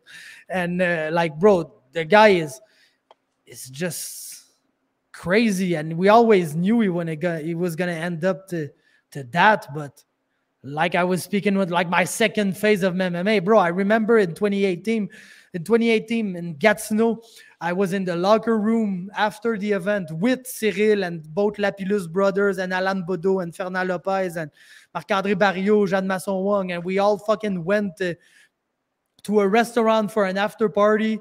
And I remember Ciryl was like, hey, you're going to see Faber? I'm going to practice jiu-jitsu now. My striking is good. I'm only do jiu-jitsu. And then we went to the fucking strip club. Only time in my life I've been to a strip club. And I was with Ciryl Gane, bro. So that's one story for you guys. So just to I've had the chance to see this guy start his pro career in my backyard, and to have met him back in the day, and to have him. I had him twice on my podcast. I got him on some of my old vlogs and everything. Like, bro, I fucking know the guy, man. And it's Ciryl Gane. He's one of the greatest fighters, probably one of the greatest fighters we're ever gonna see in MMA, to be honest. To be an heavyweight and to do the stuff that he does is just absolutely wild. And like, bro, it's crazy, man. It's just, I don't know, kind of I don't want to say a milestone because I'm absolutely not involved in that fight, but like, bro, I've been there long enough so that a fighter that I've seen make his pro debut and that I know personally from that time is now basically fighting the best fighter in the history of the sports, in the biggest fight of the year, in the main event in Las Vegas and everything. So it's just crazy, man. Yeah, bro. If he wins that, that's going to be so crazy. Bro, he would have been the first guy to defeat Jon Jones, man. That could be Ciryl Gane. It's absolutely insane, man. Oh, yeah. He's such an amazing fighter. Like, it's crazy just the way that he moves, the way that he can manage distance. Just tap the legs, and gradually just work at them. And then all of a sudden, guys are getting blasted with fucking heavy leg kicks in the third, fourth round. And he's a special type of fighter. I can't wait to see that fight. If it stays standing, I really favor him, like, heavily. Because Jones was just... he could just outstrike people because he has such a big reach advantage. He's just so much bigger than everyone. And who are the guys that gave him the most problems? Guys that can match him on the feet and match his size. So if Jones doesn't get this to the ground, Cyryl's got it on the feet, in my opinion. Yeah, it's because there's never been more questions regarding Jon Jones. Like, bro, where is he at? What will he look like? His 3 last fights basically looked like a guy who was doing everything in his powers to lose. And yes, he won by split decision, but they were ugly performances. Like the fucking illegal knee to Anthony Smith could have taken the DQ and the belt right then and there. He didn't, and we all admire him for that. But that's the kind of the way it went. Then Thiago Santos basically lost the fight to a guy who was on one knee. Then Reyes, he fucking lost the fight. I don't want to hear anything else. He lost that decision clearly in my eyes. It was then goes away for 3 years. The only time we saw him heavier than usual, like the OSP fight, was not a good fight, man. In the action, but also in the way Jones looked. He did not look good in that fight at all. Against one of his worst opponents ever, he did not look good at all. So the question of how will Jones look now that he's bigger? How will he look 3 years later? And bro, it's not, because we've got this image of Jon Jones, the youngest champion ever, and bro is now fucking 35 years old. Huh? He's an old guy. Jon Jones probably has like 18 years of cocaine in his body, man. I don't know if he's the same guy he was when he was young. So just so many questions regarding Jon Jones. And like you said, Ciryl, you absolutely know what he's going to give you, and you kind of know what he's not going to give you too. Like you said, if Jon Jones is able to really get some takedowns in and work on top, yes, he could really easily win that fight. But bro, you gotta get there, man. You gotta get your hands. And I feel like Ciryl has that quality that Jon Jones had. That how were you gonna wrestle Jon Jones? You couldn't get your hands on him. Guy was able to move at the reach, had like every tool for you to not be able to make it to him, to grapple him. And Ciryl kind of has all that. So, and you know that for the Francis fight, when he got out wrestled by Francis, he was not drilling takedown defense before that fight. That was the last thing he was expecting. You know with Jones that Ciryl is gonna be like just focusing on the takedowns, stopping the takedowns, and be ready for that. Crazy ass Fernand Lopez hired like 5 Dagestani heavyweight dudes to come in and wrestle Ciryl for like 5 months after that fight. Even though he got booked for like tight Vivasa, the guy kept on wrestling like crazy in the gym. Holy shit. So you know that, man, and like I don't expect him to be at the level of wrestling of Jon Jones, because Jon wrestled his whole life basically. So there's not much that Ciryl can do in, let's say, a year that could get him to Jon Jones level. But man, shooting for takedowns always gonna be tougher than defending takedowns. Yeah. So Bon chance. Bon yeah, gamin. it's gonna be a crazy fight, man. And just man, fucking Ciryl, bro, is just such a, because people from Paris don't have the best reputation. Like in general, like they're kind of known to be loud and obnoxious and like just not the most respectful and welcoming people. Let's say like that. It's kind of a stereotype that French people think they're better than you and act like they're better than you, and like, and you can even see some of these characteristics in Fernand Lopez, which absolutely loves to be in front of the camera and loves to be louder than everybody and to be there translating very loosely for his fighters, which I saw in the Imava fight, bro. The way that he was translating the questions, I was like, that's not really what she was asking for, man. But yeah, he loves to be loud and out there. And you've got Ciryl, who's just so, like, he's soft-spoken. He's just so kind and funny, like a generally laid back, funny. And you've seen this week the clip where he's imitating Nate Diaz and fuck you, man. Yeah. Like that's the Ciryl I know. Just a kind of, I don't want to say goofy because it's not always like a positive way to speak, but just like a goofy, fun, laid back guy who, like, bro, this guy does not have a care in the world. Like, if I know that there's probably people in his camp and everything that are stressing about how are we gonna take the approach this Jon Jones matchup. Ciryl is not losing sleep about this Jon Jones fight. He's not losing sleep at all. Let me tell you, I'm sure about that. The guy does not care about shit. He once told me, man, I might get knocked out someday, man, and it's normal. I'm a heavyweight. We're doing heavyweight stuff. I might get my head blasted, but what you're gonna do, man? That's the game. I came into the sport. I gotta be aware of the consequences. So just to have this, and I feel like it's such a strength for his style. He has such like a loose style where he moves a lot and everything. So to be a loose guy that's not stressed out about shit, that's pretty much the attitude to have to make this style work. Because if you got this style but you're worried, it can turn out pretty badly, man.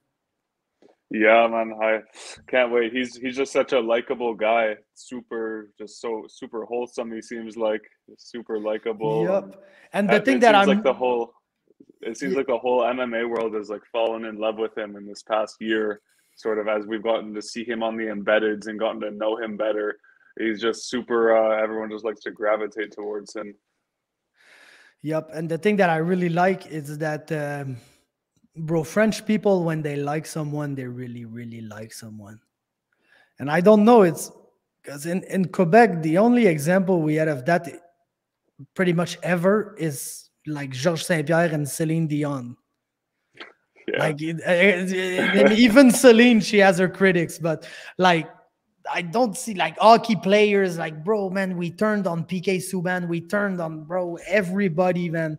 I don't know why, but I don't know. In France, man, there's just people, when they start to like someone, they just like him. And just to see on Cyryl's Instagram, he's basically hanging out with fucking PSG soccer players and rappers. And like, he's basically a celebrity in France. Yeah, he's cool. Nice. Yeah, he's nice on FIFA too. He's like one of the best players in the world. But yeah, it's awesome to see him have all of the success and to be rewarded with this Jon Jones fight. I kind of feel bad for Curtis Blaydes because in all the rumors it was Blaydes is the backup and everything. But man, I'm just happy for Ciryl. Bro, mark my words, Curtis Blaydes is the Leon Edwards of the heavyweight division. They're not going to give him a title shot, but once they fuck up and give him one, he's going to win the belt. Yeah, probably by some crazy way too. But I feel like he could give Jon Jones some big problems. Yeah, he can absolutely beat both these guys on his good night. He can lose to them badly too. But you tell me that there was a fight between Ciryl Gane and Curtis Blaydes and that Curtis Blaydes won. Not surprised, man. Mm-hmm. Like from day one, he was the guy in the UFC that I was like, that's not a good matchup. So man, and I love Curtis Blades so much, man. I don't know why. It's like I guys like that. I wouldn't like. I'm not a Leon hater, but I was never like a big Leon Edwards fan or like Belal Muhammad or the guys like that. I don't know why. I fucking love Curtis Blades, man. Yeah, man, Curtis is sick. I like him too. Just when he talks, he seems very just honest and humble. Like after that Aspinall fight, and when he had the mic and everything, he took it like a classy guy.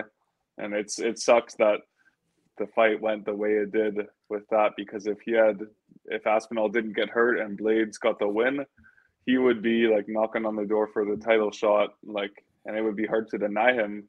But yeah, it's going to be interesting to see what they do with him now. Maybe they throw him to Sergey Pavlovich. That would be crazy. Yep, that would be pretty good. And like the only thing that I like, maybe the silver lining and all that, like the positive we can get from all this situation is that, like, I really liked Francis Ngannou. I had the thing is that I once had a roommate that was from Cameroon. So of course he was a huge Francis Ngannou fan. He didn't even know the UFC, but he knew Francis Ngannou. Mm-hmm. And so I kind of got attached to Francis and his whole story and all that. So he's one of my favorite fighters. So it's kind of bittersweet for me to see him leave. But like I said, I like the way that like like in my head, he won. Like he did this whole back and forth with the UFC.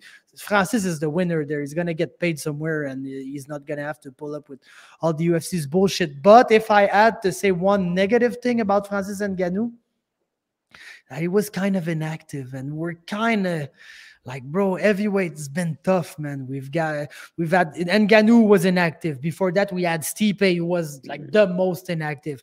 We had DC, who was only fighting Stipe. Then before that, we had Cain Velasquez, who was always injured. Before that, we had Brock Lesnar, who was often injured. Frank Mir was often injured. So this division has been stagnant for like so long. And yes, of course, if you put Jon Jones there and he wins, he's probably going to fuck up and make the whole division stagnant again. But for the first time in a while, we kind of have the hope that this division is finally going to start rolling, because like there's, like you said, Curtis Blades, Aspinall, Pavlovich, most like some of these guys, they all kind of deserve title shots, but it's just there's a clog at the top of the division because the champion's never fighting. But if the champion's able to fight after that fight, and we can get 2 to 3 heavyweight title fights a year, bro, that'd be absolutely crazy, man. If Ciryl wins that belt, he's a gangster. He's gonna be an active champion, and he's gonna give us entertainment every 4 or 5 months. And man, if he gets that belt, they're going to go back to Paris, and imagine the scenes there. Paris was crazy in September, and imagine that with Ciryl defending the belt. I'm getting ahead of myself, but there's some crazy potential there. Yeah, and bro, I they probably don't know that, but you can come to Montreal with Ciryl as champion, and he's gonna sell it out. I'm sure, 100% sure, because he was selling. He's probably the only guy that was fighting for TKO and that wasn't from Quebec that was selling tickets. Damn. Yeah. Like people like they were buying tickets for Barrio or for Jourdain or for these guys. And yes, if Jourdain was fighting, let's say, an international guy like Damien Lapillus, yes, people were coming for the Damien Lapillus fight, but they were coming because he was fighting Charles Jourdain. But at the Gatineau card, the third one, I saw some people that basically told me, like, I don't know any of the fighters on these cards. I saw Ciryl Gane was fighting, and I bought some tickets and I came. So that's pretty crazy, man. So he could headline an event in Montreal. I hope they know, because it's closer than Paris, man. And yeah, man. The UFC's gonna. Yeah, and if they think Canadians are crazy, bro, they need to remember what happened in Quebec when Georges was fighting. Like we're Canada's Florida, man. We're the real crazy people. Yeah, the scenes would be crazy if UFC fucks around and gives Canada a pay-per-view, and yeah, man, it's gonna be in Toronto, man. which is a very, very boring city with a very, very boring fan base. If you if you want my opinion on stuff, bro, like I've been to shows in Toronto like plenty times because I don't know why, man. Like fucking artists sometimes when they do tours, they like only do Vancouver and Toronto. Yeah. Which kind of sucks for Montreal, but they kind of assume that since we're not that far, people are gonna come to. And like, bro, a show in Montreal and a show in Toronto is absolutely like it's two different worlds, man. You're in Toronto Yeah. and people they're like politely clapping at the end of song. Yeah, it was a good performance. And Montreal people are on drugs, throwing up, screaming, doing, fighting in the crowd, man.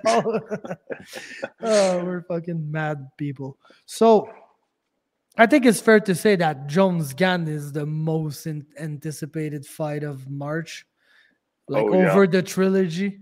But would you say that at UFC 286, the most anticipated fight is probably the co-main event?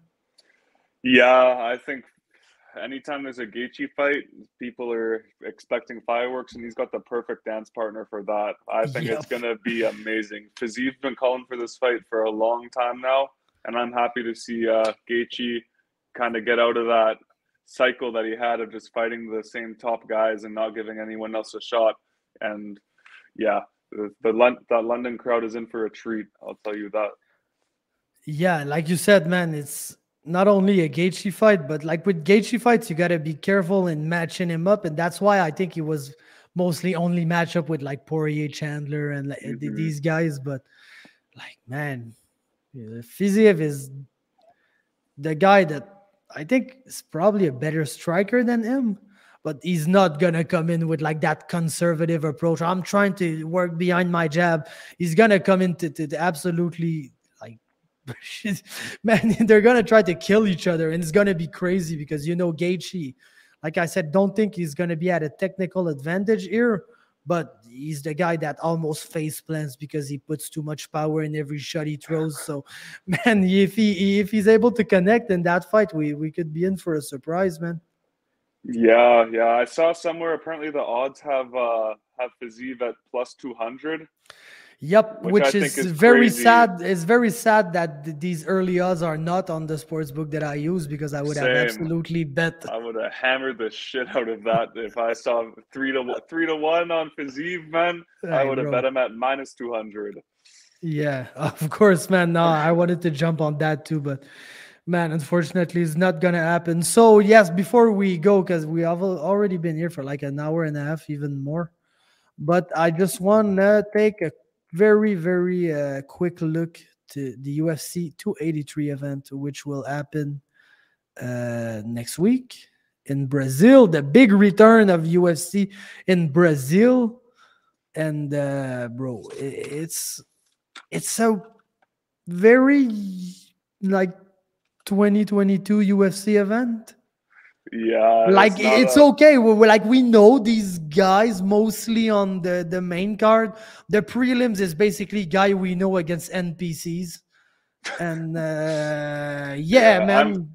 I'm excited to see those Bomb Fiend brothers on the prelims. They both looked really good in on the Contender Series this last year. So, and against McKinney, but yeah. Yeah, McKinney is a tough test. The other one, Munir Lazez, I don't remember the brothers, so that may be a good fight. Like on the prelims, of course, I'm looking for one of my new favorite fighters, RoboCop, Gregory Rodriguez. Oh, yeah. Looking for that, but I don't think he has a very big opponent in front of him.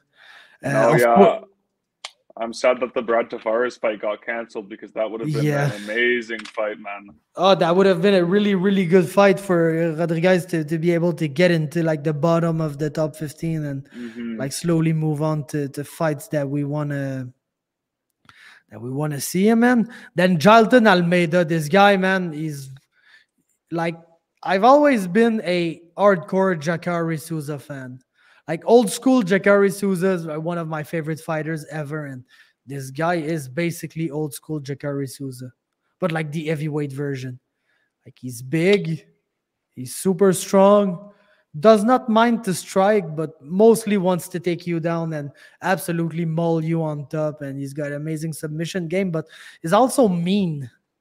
Like I like these jiu-jitsu fighters that are mean, that just like there's some of them that they want to submit you and all that, and it's really cool. But I like a jiu-jitsu fighter who's gonna take the half guard and fucking elbow you in your face 2 or 3 times.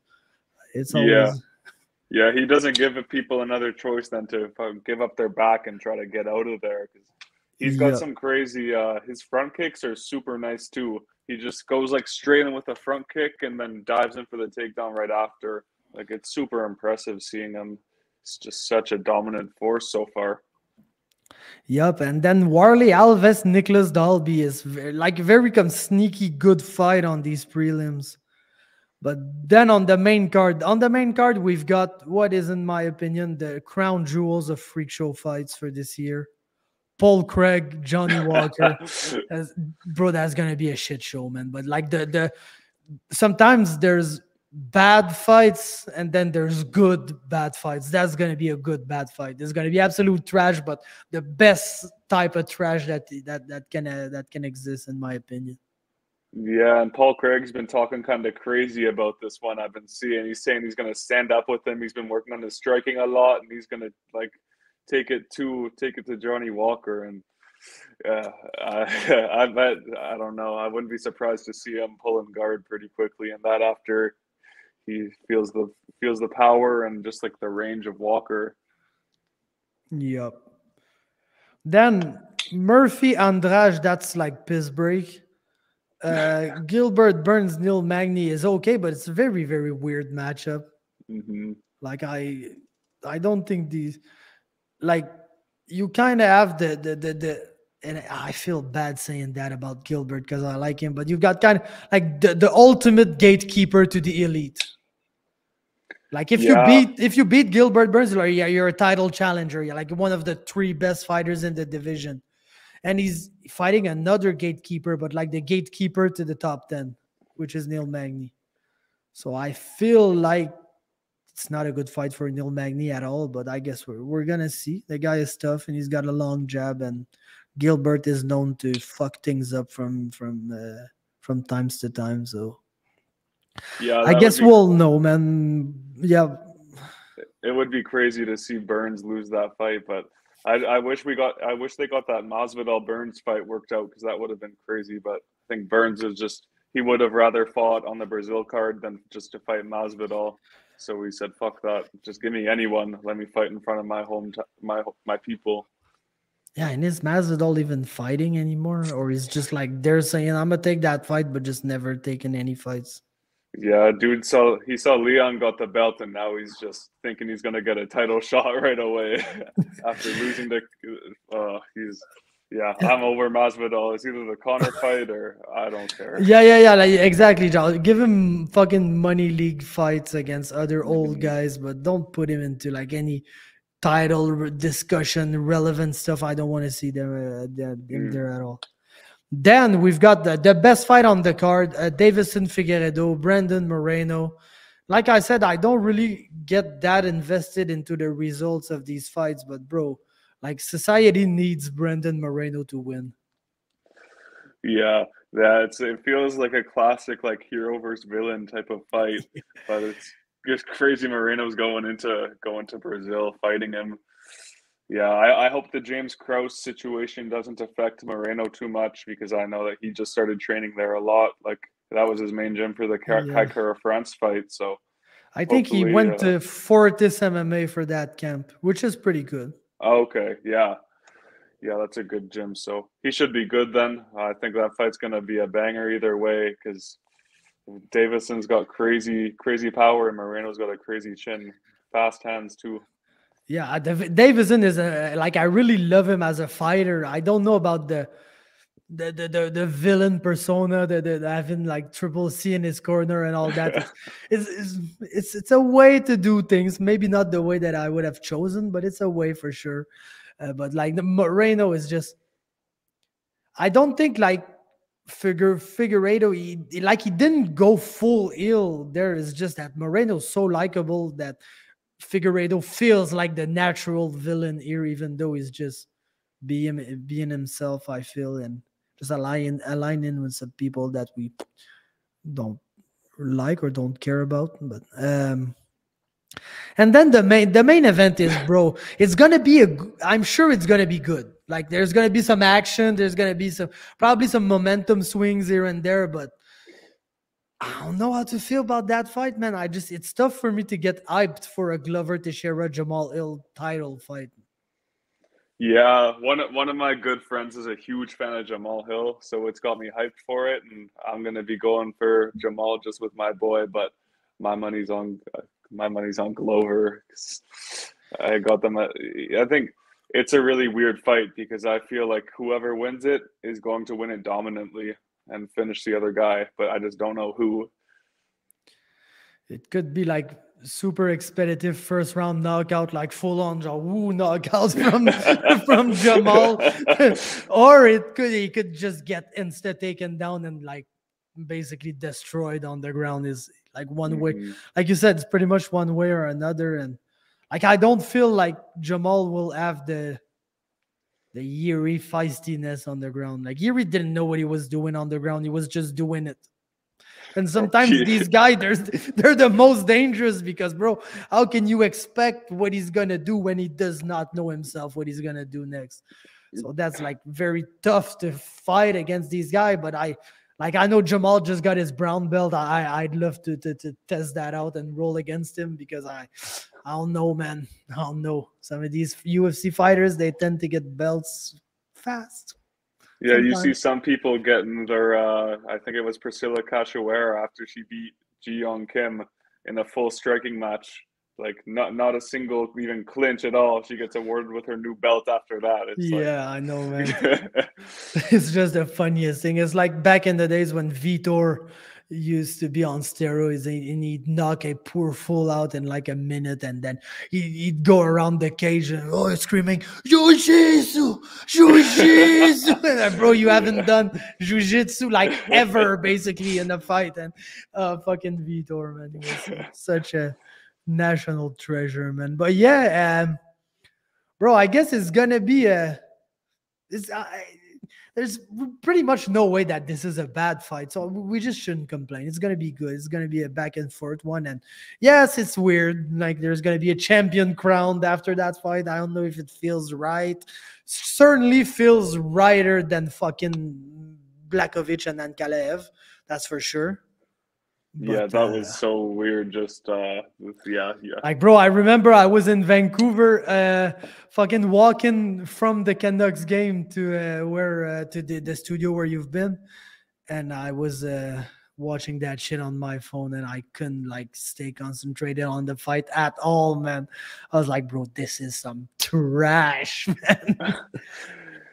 Yeah, that fight was interesting. I don't know. I didn't think Ankalaev was going to be that tentative on the feet and just get his legs chewed up, but it was just crazy how big of a tale of two fights it was between the first to the third and then the fourth and the fifth of just pure domination with the wrestling. But I think that has to do with Blachowicz making it a 5-round fight that short notice, because you could really see how much he gassed. Yup, and it was the perfect example of the fuck around, find out growth, man. They fucked around a lot and they found out that. I like to say that on the other podcast, man. If you want to be considered as a real champion, you have to have at least one title defense. So in that fight, Vacant become officially a UFC champion because Vacant was able to defend his belt in that fight, man.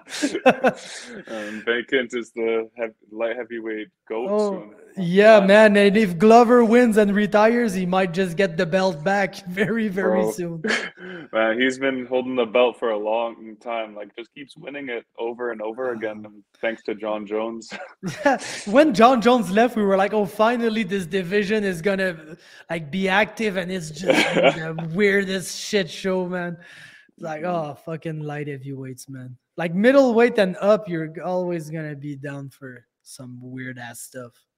Yeah. The middleweight division, like, bro, I don't think there's one division where like each fighter outside of, let's say, the top 7 or 8 is basically the same person. Like, bro, Marc-André Barriault, Julian Marquez, Anthony Hernandez, fucking Trevin Giles, Eric Anders, all the same person. They're all the same person, bro. That big, beefy meathead guy that wants to fucking throw some bungalows and not be that technical, but put on a good show. Like, bro, they're all the same guy, man. It's hilarious. Yeah, just one last thing about this card. It's like the Glover and Jamal Hill fight is super, super weird, and it's just so odd to see that. But I think that it kind of really brings the pay-per-view together. It's like that cherry on top that just makes it makes me get quite a bit more excited for it, just because I felt I was always waiting for them to announce the main event, whether it be like Nunes fighting someone. That's what I thought they were gonna do, but I think this kind of completes. It's not an amazing pay-per-view by any means, but it makes it quite a bit better, in my opinion. I was expecting like Nunes Shevchenko for that main event, so everything that is not that fight, I'm happy, man. I'm very happy because Nunes Shevchenko was very, very. The second one, tough to watch, man. Very tough to watch. Yeah, not the most fan-pleasing fight. No. So, man, that'll be it for the first ever episode. Almost 2 hours, man. That is going to be a crazy one. Had a lot of fun, man. Thanks a lot. I'm looking forward to continue that with you. Next week, fucking looking at the pay-per-view. What happened in that pay-per-view? We're looking at the Fight League Atlantic event that's coming up. And then some news, if there's some news that pops up between then. But yeah, really looking forward to that. Thanks a lot, my guy. Thanks to everybody who watch, and see you guys next week. Peace out. Yeah.